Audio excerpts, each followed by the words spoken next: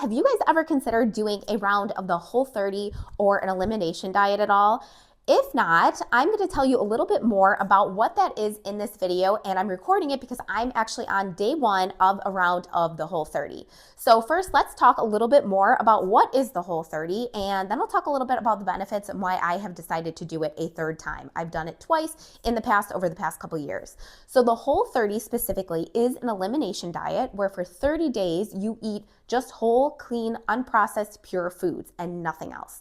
You are eliminating a list of foods, which I'll go over in a second as well. And then after that 30 days, you have a reintroduction period, which on a staggered basis, every couple days, you reintroduce something and then you kind of evaluate how your body is feeling and what kind of reaction it's having in your body. So during the 30 days, like I mentioned, you're having whole, pure, unprocessed foods, but we are also eliminating the food groups that are inflammatory for some people. I'll start with the things we are eating. So most of our meals are going to be made up of clean, whole protein sources. So we're talking like eggs, turkey, beef, chicken, fish. That is in the normal version. There's also a plant-based version, which isn't officially the Whole30, but you can do it if you do not eat meat. So that is a whole other kind of category that I'm not going to go into, but I will link below where you can find details on that.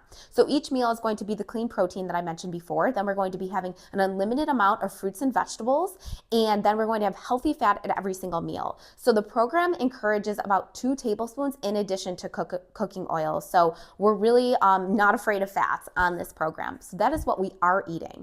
Now, what we're not eating is we're not eating, as I mentioned before, foods that are inflammatory for a lot of people. So the things that we are not consuming for 30 days on this program are legumes, and that includes peanuts. So any type of beans and peanuts, corn, soy, alcohol, grains or gluten, that includes oats, that includes rice, and most preservatives, additives, or anything like that are not included on the program as well. So the best things that we can really eat are things without a label. Like I said before, like your fruits, your vegetables, your olives, your coconut, and your clean proteins. So not a program of mine. So if you're not familiar with this, this is a program that was created by Melissa Hartwig many years back. And I have just double times over the years.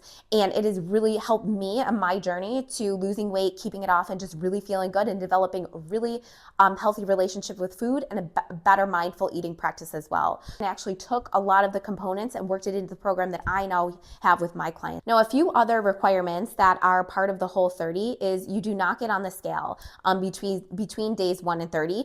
A reason that they recommend that, I believe, is 2. 1, because our body weight tends to fluctuate and it can completely throw you off. And second, because it is not only done for the weight loss benefits. There's so many other health benefits that come into play if you do a round of Whole30, which is really why I am doing it. I felt so amazing after the 30 days that I've done it in the past. It was also really, really helpful for me to see the difference I felt when I did consume some of those foods that were taken out, like grains and gluten and dairy and sugar especially, compared to when I wasn't eating those foods. So that is really, for me, was one of the biggest benefits. I did end up losing weight, but funny enough, a lot of it wasn't in that 30 days. It was months after, as I continued to keep a lot of those foods out of my diet just because I felt so much better not having them.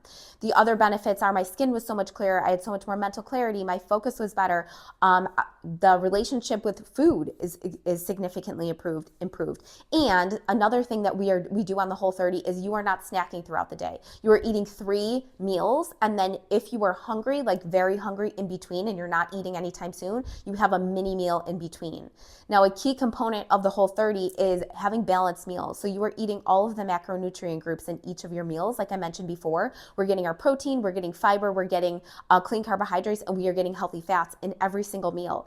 And if you have a mini meal, a snack, because you're hungry in between, it is having all of those macronutrients as well. And then lastly, a big key to the Whole30 is we are not recreating like things that you would buy in a package or a box with the foods that are allowed on the Whole30. So for example, we're allowed compliant foods are like nuts and almond flour and coconut flour. We're not recreating things that we are not eating with that combination of foods, if that makes sense. Like we're not making waffles out of almond flour while we're on the Whole30 round.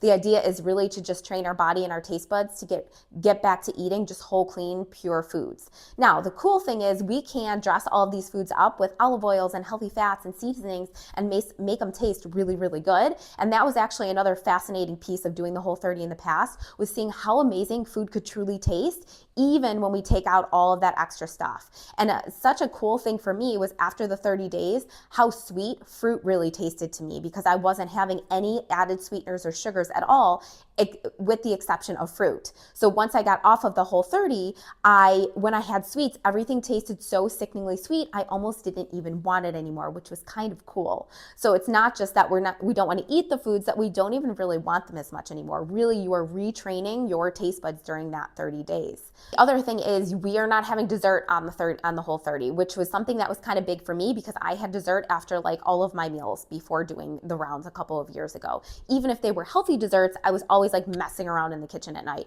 And because you don't have that for 30 days, when you're done with the 30 days, that habit is pretty much gone. So it's a really cool kind of experiment. That's why I like to do this. I mean, I'm a health coach. I like things like this. So what are some of the challenges with doing the Whole30? Well, obviously, we are not consuming that whole list of foods that I shared. For me, the biggest challenge is going to be alcohol. I love my wine. I love my cocktails. I love going out to dinner. And secondly is going to be my desserts. Like Friday, Saturday, Sunday, every night I have a dessert. They are healthier versions of desserts most of the time, not all of the time, but I do have a sweet after my meal Friday, Saturday, and Sunday. I also have been loving matcha and Earl Grey lattes, and I put a sweetener in my lattes, and I'm not going to be having that at all. So that is going to be the biggest challenge for me, and just like having foods around the house and being out and seeing them, baked goods and things when I'm at coffee shops, and knowing that during this 30 days that I have decided not to have them. So that kind of leads me into my last point, something that's really helpful for me on a Whole30 or otherwise, even just following a healthy eating plan. A lot of times we can feel deprived or restricted or kind of go into like victim mode, like, oh, I can't have this, is going into it with the right mindset. So for me, it's always remembering I can have anything I want all the time. I've decided to eat this way for the reasons that I shared with you, and other reasons that I'm sure I'm going to find even more as I go throughout my day to day. So just remembering that I am in full control here. I've decided to do this and decided for a reason that I felt really good about going into it.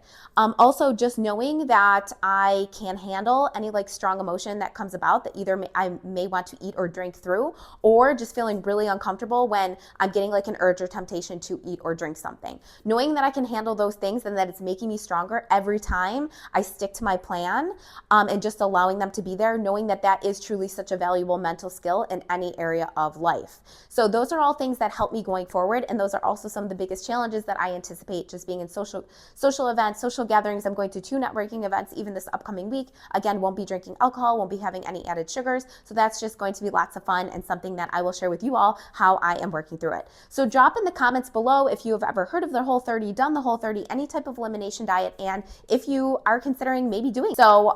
Thanks for listening, and I look forward to seeing you on the next video.